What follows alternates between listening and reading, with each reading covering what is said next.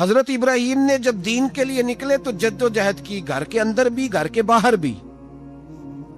آپ کے والد کا نام طارق ہے، وہ توحید پرست تھے، ایماندار تھے، پرہیزگار تھے۔ آپ کے چچا کا نام آزر ہے، وہ بت پرست تھے، بت بیچا کرتے تھے۔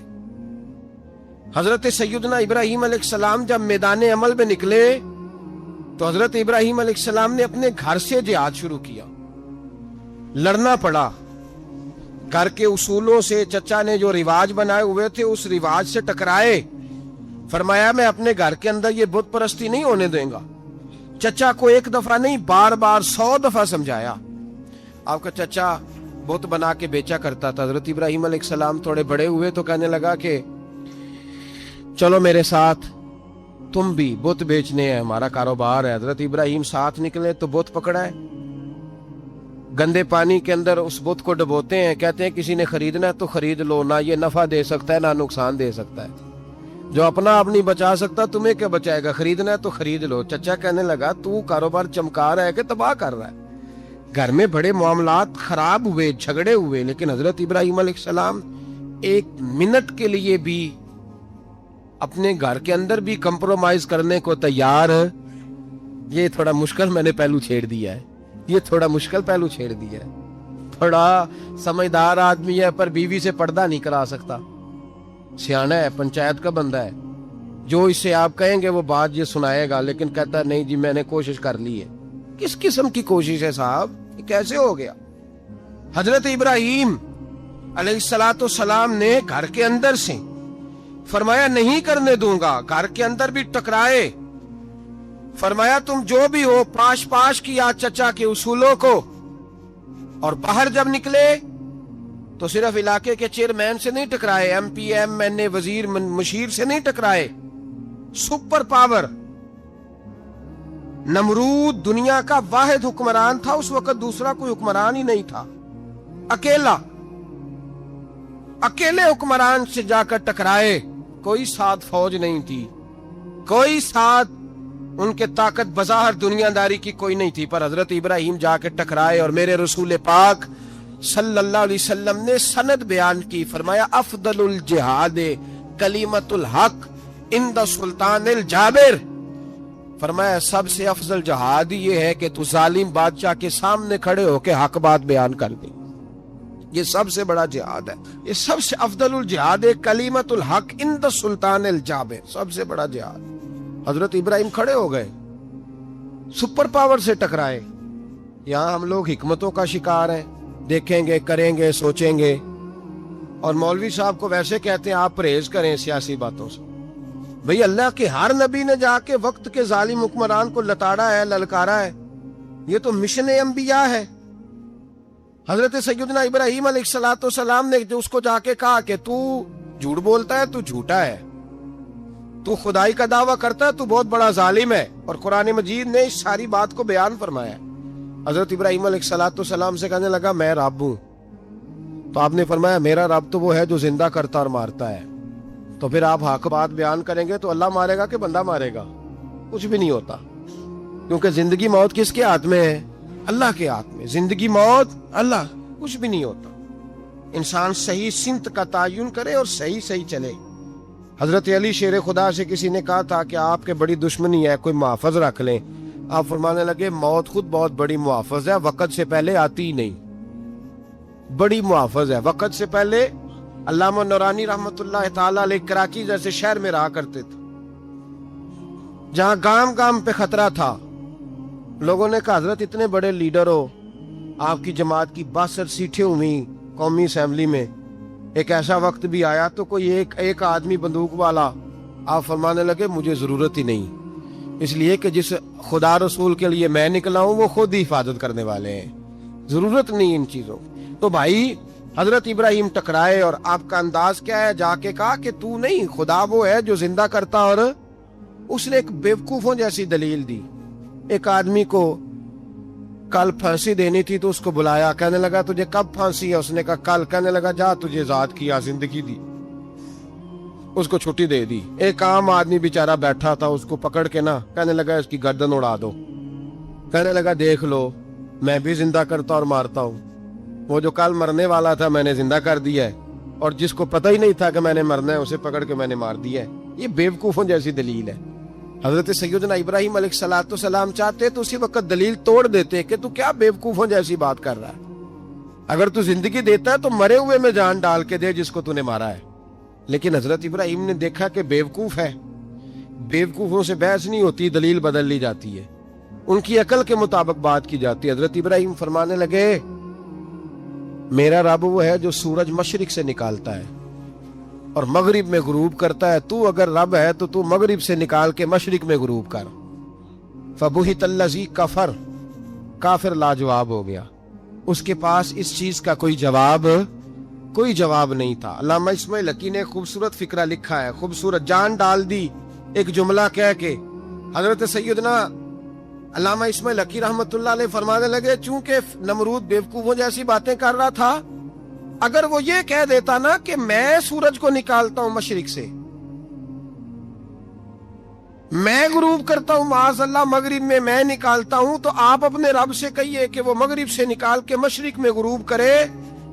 علامہ اسماعیل حقی فرماتے ہیں رب کریم کی آواز قدرت تھی، مالک حضرت ابراہیم علیہ السلام کے اس اگر وہ کہہ دیتا اور حضرت ابراہیم دعا کر دیتے تو رب کریم نے فرشتوں کو تیار بٹھایا ہوا تھا، فرمایا اگر یہ کہہ دے میرے خلیل سے کہ سورج مغرب سے نکال کے مشرق میں غروب کرنا ہے تو تیار رہنا، جس طرح خلیل کہیں گے ویسے ہی کر دیں گے۔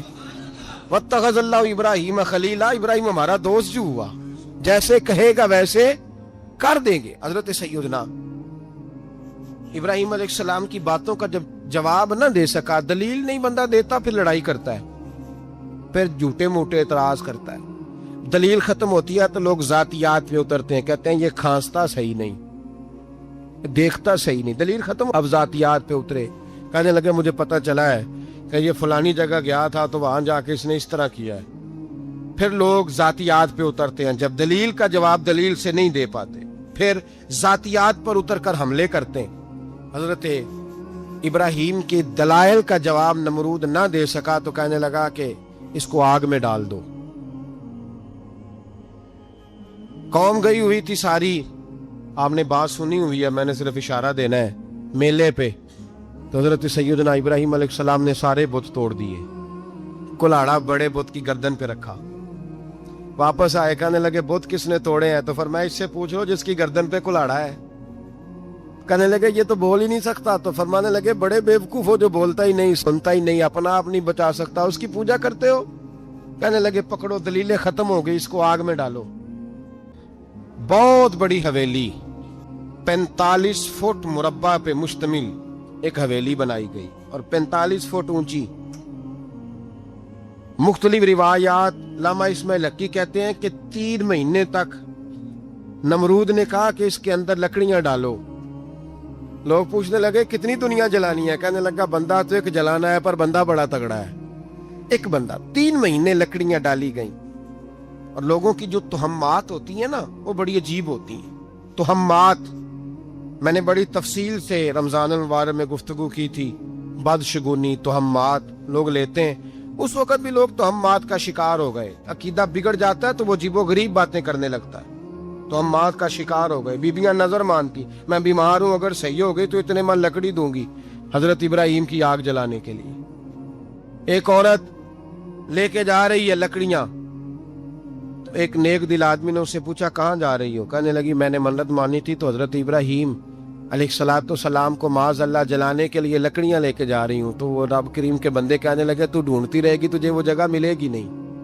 وہ بی بی کئی مہینے گھومتی رہی، جگہ ہی نہیں ملی جہاں لکڑیاں ڈالنی، ماری گئی۔ تہمات کا شکار ہوئے بہت سارے لوگ، تہمات کا۔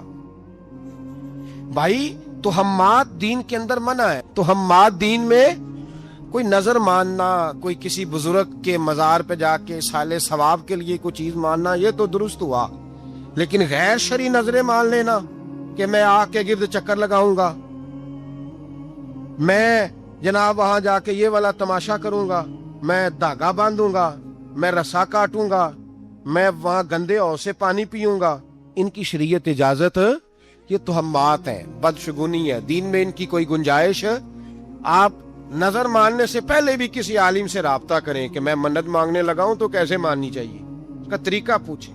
ऐसे ही गलत चीज की मन्नत थोड़ी मान ली जाएगी।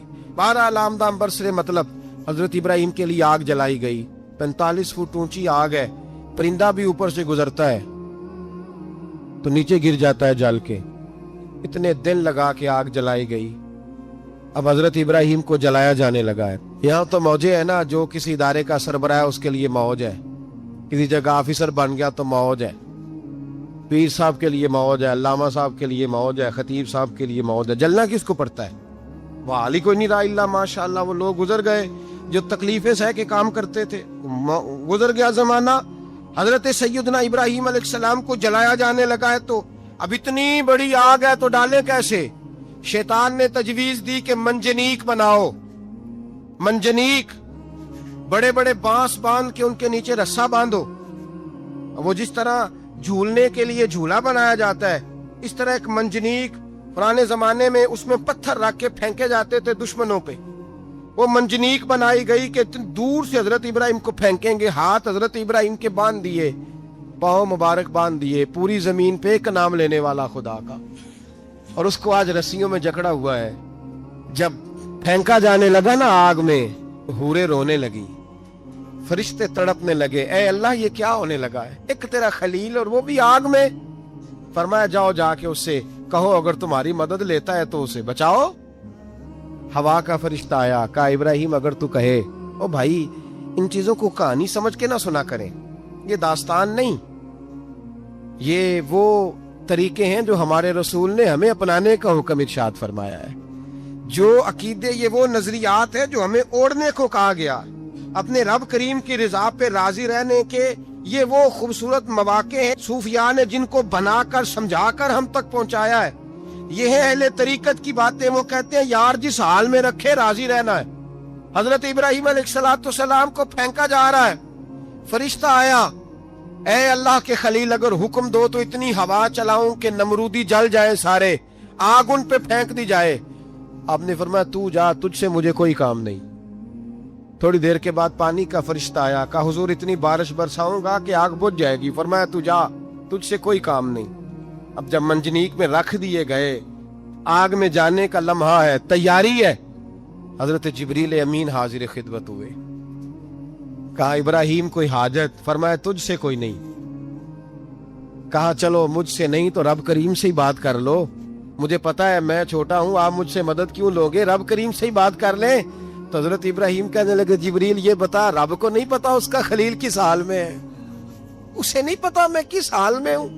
मेरे हाथ बंधे हैं, पैर बंधे हैं आग में, उसे नहीं पता? बताया तो उसे जाता है जिससे खबर ना हो। तो अगर उसे पता है तो अगर वो जलाने पे राजी है तो मैं भी जलने को तैयार हूं, मैं तैयार हूं, मैं तैयार हूं। उसे कहो ठीक है। हजरत सैयदना इब्राहिम अलैहिस्सलाम को मंजनीक में डाल के जो फेंका आग में, या नारुकूनी बरदम व सलामन अला इब्राहिम, अल्लाह ने फरमाया ए आग मेरे इब्राहिम पे ठंडी भी हो जा और सलामती वाली भी हो जा। हजरत इब्राहिम को दो फरिश्तों ने बिठा दिया जमीन पे, फूल खिले हैं, कौंपले महक रही हैं, कलियां खुशबू दे रही हैं। हजरत इब्राहिम ने सर सजदे में रख दिया, सुबहान अल्लाहि वल्हम्दुलिल्लाहि वला इलाहा इल्लल्लाहु वल्लाहु अकबर। हजरत इब्राहिम अल्लाह की तस्बीह पढ़ने लगे, रब करीम का शुक्र बजा लाने लगे। निकले वहां से, कुछ दिन गुजर गए, निकले, हुक्म हो गया इब्राहिम इलाका छोड़ दो। हजरत इब्राहिम अलैहिस्सलाम वहां से निकल के मिस्र आए, चचा के पास ठहरे। उन्होंने अपनी बेटी जनाबे सारा का निकाह कर दिया। कुछ आगे बढ़े तो एक जालिम बादशाह से टकराए। उसने एक शहजादी, एक बादशाह की बेटी कैद की हुई थी, जनाबे हाजरा नाम था, उनको कैद से छुड़ा के साथ लाए। हजरत लूत अलैहिस्सलाम भी साथ। ये 4 लोगों का काफिला चला, फलस्तीन में जाके पड़ाव डाला, घर बार छोड़ा, तबलीग शुरू हुई। हजरत इब्राहिम के घर में 2 खवातीन हैं, एक आपकी बीवी हैं, एक हजरत हाजरा है। औलाद कोई नहीं, बड़ा मेवा है मीठा। घर वही आबाद होता है जिसमें बच्चे रोते हैं, घर होता ही वो है जिसमें बच्चों की चंचनाहट होती है, भिन बनाहट होती है। हजरत इब्राहिम ने एक बच्चा रोते हुए देखा तो आंखों में आंसू आए, कहने लगे रब्बी हबली मिनस सालिहीन, या अल्लाह मुझे भी नेक औलाद अता कर दे। हजरत सारा ने सुन लिया, कहने लगी इब्राहिम शायद मेरे बतन से तो आपको नसीब नहीं, हाजरा से निकाह कर लो। जनाब हाजरा से निकाह हुआ। अल्लाह तो बड़ा बेनियाज है। रब करीम ने हजरत इस्माइल जैसा खूबसूरत बेटा अता फरमाया। बेटा काला स्याह भी हो तो सीने की ठंडक होता है, पर ये तो वो बेटा है जिसकी पेशानी में नूरे मुहम्मदी चमकता है सल्लल्लाहु अलैहि वसल्लम। हजरत सैयदना इस्माइल इतने खूबसूरत। अब जिस बीवी के यहाँ बेटा था, बैठना उठना भी ज्यादा उसके पास, आना जाना भी उसके पास, तवज्जो उधर हो गई।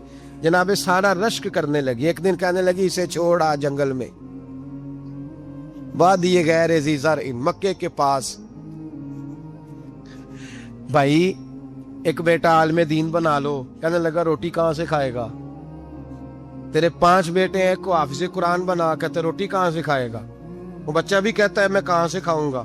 हजरत इब्राहीम अलैहिस्सलाम तो चंद महीने का बच्चा छोड़ आए, तो कहां से रोटी खाई हजरत इस्माइल ने? कहां से खाई उनकी अम्मा ने रोटी? भूखे मर जाते हैं ये सारे। मैं बड़ी जिम्मेदारी से कहा करता हूं कि जितनी खूबसूरत रोटी अल्लाह करीम दीन के खादिमों को अता करता है, शायद किसी और के नसीब होती हो, लेकिन हम लोग तवज्जो ही नहीं कर रहे। हमारा ज़ौक़ ही नहीं बन रहा। हम ये मेहनत ही नहीं कर रहे कि कौम को मुस्तनद उलमा की जरूरत है। इलाकों के इलाके खाली हैं, इधर हमारा मिजाज ही नहीं बन रहा, तवज्जो ही नहीं दीन की खातिर। और फिर चले बच्चे तो बात की बात है ना, जो अभी खुद जवान है वो भी ये दुआ। एक साहब मुझे कहने लगे मैं दुआ मांग रहा हूँ, अल्लाह मुझे बेटा दे तो मैं उसे दीन पे लगाऊंगा। तो मैंने कहा आप भी बूढ़े नहीं हुए, आप खुद ही लग जाए। बेटा तो अभी आएगा तो लगेगा ना, तो आप तो इस वक्त है, तो आप तो पहले लगे ना साहब। 2 घंटे तो निकाल के आए, दीन सीखने को काफी है। आप इतनी लंबी सोच रहे हैं कि बच्चा आएगा तो बड़ा होगा तो वो जाएगा तो देखी जाएगी। अभी तो आप हैं, तो आप तो आओ। हजरत इब्राहीम ने बच्चा वहां छोड़ा। यहां से जो उम्रा करने लोग जाते हैं ना, जो हज करने जाते हैं, उनको पता है कि वहां दुनिया की हर नेमत मिलती है, फिर भी डबल ट्रिपल पैसे लोग जेबों में डाल के जाते हैं। हजरत इब्राहीम जब वहां लेके गए तो कोई इंसान नहीं था, पानी का कतरा नहीं था। 2 किलो खजूर, एक मशकीजा। बीवी को थमाया। हमारे घर में हजारों चीजें पड़ी हैं, लेकिन वो जो तवक्कुल है ना, वो खत्म हो गया है। अल्लाह देगा, हलाल हलाल पे कनात करे, जायज जायज पे भरोसा करे, रब करीम अता करने वाला है, वो मिजाज खत्म हो गया। हजरत सैयदना इब्राहीम अलैहिस्सलाम 2 किलो खजूरें, एक मिशकीजा पानी का दे करके, और वहां बिठाया आपने अपने बच्चे को और अपनी ज़ौजा जनाबे हाजरा को, और बिठा करके ये वापस पलटने लगे तो हजरत हाजरा सलामुल्लाह अलैहा ने आवाज दी, कहा इब्राहीम किसके सहारे पे छोड़ के जा रहे हैं? जहां आबे जमजम का कुआं है ना, जो लोग गए हैं, इन्होंने सफा मरवा की सही की है, सफा मरवा से बाहर निकले ना, सरकार की विलादत का मकाम है, उस जगह पे आबे जमजम का कुआं था। वहां हजरत सैयदना हाजरा को बिठाया। कोई चीज नहीं, कोई दरख्त नहीं, कोई खेत नहीं, कोई पानी नहीं, कोई कुआं नहीं, वहां बिठाया और बिठा करके निकलने लगे तो जनाब हाजरा फरमाने लगी इब्राहीम किसके सहारे पे छोड़ के जा रहे हो? कहने लगी अल्लाह के सहारे पे। तो पाकबाज बीबी ने एक लफ्ज पूछा, कहा इब्राहीम ये मेरे रब का हुक्म है? ये मेरे, बस जिनका अकीदा तौहीद मजबूत हो उनके लिए एक जुमला काफी होता है, ये मेरे अल्लाह का हुक्म है? तो जनाब इब्राहीम अलैहिस्सलाम फरमाने लगे हाजरा हाँ रब का हुक्म है। जब ये लफ्ज कहे तो चाहिए था ना हजरत इब्राहीम तसल्ली देते, तो बीबी साहबा तसल्ली देने लगी। अर्ज करने लगी इब्राहीम अगर अल्लाह का हुक्म है तो फिर आप हमारी फिक्र ना करना। अगर ये रब का हुक्म है तो फिर हमारी फिक्र ना करना। जिस रब ने हमें यहाँ तक पहुंचाया है वो हमें कभी भी जाया नहीं फरमाएगा, फिर फिक्र ना करना। हजरत इब्राहीम आ गए। बात आपने सुनी हुई है, इशारा करना मकसूद है। 13 साल में चले मान भी लिया जाए बाज रिवायात की रोशनी में कि आते जाते भी रहे, लेकिन मुकम्मल देखभाल अपने बच्चे की परवरिश में पूरा हजरत इब्राहीम अलैहिस्सलाम का किरदार, सारा किरदार माँ का था। मैं जब खवातीन के बारे में कोई बात करता हूं तो मैं आपको अक्सर कहता हूं कि ये सिर्फ बीवी के लिए हुक्म नहीं होता, ये ट्रेनिंग बेटी को देनी है और बहन को देनी है। ये तरबियत करे अपने घर में। मैं तजर्बे की रोशनी में ये बात अर्ज किया करता हूं कि भाई बच्चे बाप के फर्मा बरदार उस वक्त होते हैं जब अम्मा उन्हें बाप का फर्मा बरदार करती है, और बच्चे बाप के नाफरमान भी तब होते हैं जब अम्मा उन्हें बाप का। मैंने अपने कानों से सुना एक दफा ایک بچہ اپنے باپ سے کہہ رہا ہے آپ نے تو ساری زندگی باہر گزار دی، پیسے کمانا کون سا مشکل کام ہے؟ دکھ سکھ تو سارے اماں نے برداشت کیے، سکولوں میں وہ جاتی تھی، فلانا کام وہ کرتی تھی، فلانا کام۔ اب یہ سوچ اس کی ذاتی تو نہیں، یہ اس کو دی گئی ہے۔ اور اگر اس کو یہ سوچ دے دی جائے کہ اماں کہے کہ میں تو اپنوں میں رہی ساری زندگی، میں نے تو اپنوں میں وقت گزارا، اور تیرا باپ تو کئی دفعہ جنازے بھی نہیں پڑھ سکا، اس نے تو ماں باپ ایسے دفن کر دیے، وہ اگر یہ سوچ فراہم کرے تو پھر بچہ باپ کا فرما بردار ہوتا ہے۔ اور یہ والی روایتیں ہم بیوی کو سناتے ہیں، حالانکہ کس کو سنانی چاہیے؟ بولیے، بہن اور بیٹی کو، بہن اور بیٹی کو سنائیں یہ باتیں، ان کو سمجھائیں، تاکہ آگے جا کے وہ جو گھر ترتیب دیں وہ گھر بڑا عمدہ اور نکھرا ہوا ہو۔ حضرت سیدنا ابراہیم 13 سال کے بعد آئے، چونکہ گھر میں اللہ تبارک و تعالیٰ کی دوستی کا چرچا تھا، اللہ تبارک و تعالیٰ کی محبوبیت کا غلبہ تھا۔ 13 سال کے بعد فلما بالغ معہ سعیا، بیٹا جب اتنا بڑا ہوا کہ ساتھ چلنے لگا، تو حضرت ابراہیم نے اپنے بیٹے کو بلا کے کہا بیٹا مجھے خواب آئی ہے، میں تجھے ذبح کر رہا ہوں، تیری کیا رضا ہے؟ تو حضرت اسماعیل کہنے لگے یا ابت افعل ما تؤمر، ابا جی اللہ جیسے حکم دیتا ہے میرے ساتھ ویسے ہی کریں، جیسے اللہ حکم دیتا ہے ویسے ہی، بولیے، ویسے ہی کریں۔ حضرت حاجرہ کو کہا کہ ایک دوست نے دعوت کی ہے تو وہاں جا رہے ہیں، بی بی مطمئن ہے، تفصیلات کی ضرورت نہیں، ختم بات، اعتبار ہے، مطمئن ہو گئی۔ شیطان پیچھے سے آیا اماں کے پاس، ذرا تھوڑی دیر کے لیے تصور جمائیے، یہاں تو پڑوسن آ کے کوئی بات بتا دیتی ہے خاوند کے بارے میں تو کئی مہینے جھگڑا جاری رہتا ہے، پڑوسن محلے دار۔ شیطان نے آ کے بتایا لفظ کیا ہے؟ کہا حاجرہ تمہیں پتا ہے کہاں جا رہے؟ کہا دوست کی دعوت میں۔ تو کہنے لگے دوست کون ہے؟ رب کریم۔ اور ابراہیم کا خیال ہے کہ